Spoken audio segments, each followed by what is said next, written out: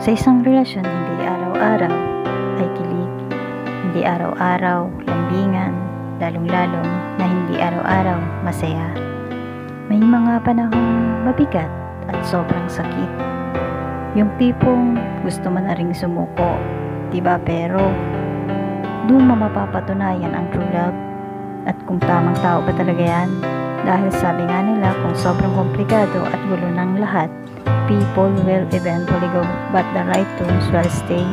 Yung tipong hindi sila magsasawang paglabang ka, piliin ka, mahalin ka, at lagi siyang maghahanap ng rason para hindi ka mawala sa kanya. Kaya tandaan mo, the right person will stay and help you build a wonderful relationship even when times are hard.